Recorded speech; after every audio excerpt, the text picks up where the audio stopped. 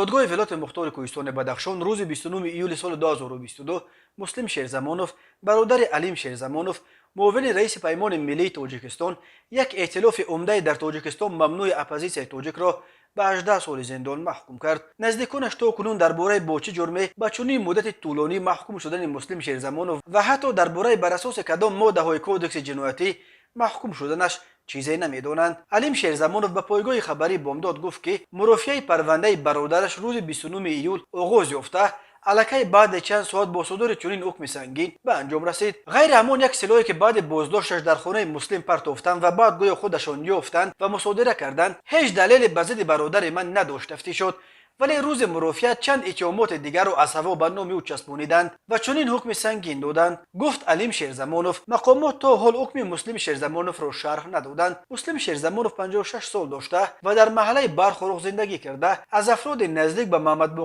باقروف یکی از لیدرهای غیر رسمی این محله به شمار می رفت. در زمانی که باقر از نام اپوزیسیون فرمانده قسم نظامی مرزبانی در مرغاب تعیین شده بود، مسلم شیرزمانوف در اون قسم نظامی سردار ستاد بوده است، ولی او خیلی سال باز از خدمت حربی کنار رفته.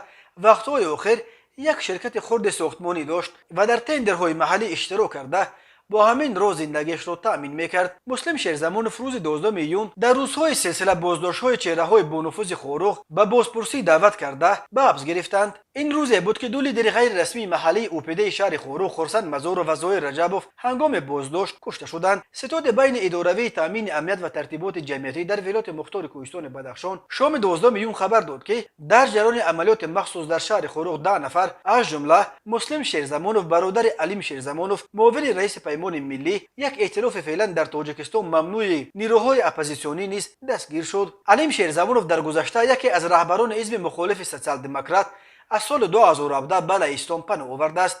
مقامات ماه می چندین بار او را همراه با باقر، گنرال خولباش و همسر سابق این گنرال الفت خانم محمدشاه و به تشکیل و راهبری اعتراضهای خاروق و روشن ایبدار کردند، ولی شیرزمانوف این اتهامات را رد کرده و گفت مقامات به خاطر سفید کردن اعمال خود میخوان پای او و پیمان ملی را به حوادث ولایت مختار کوهستان بدخشان بچسبانند.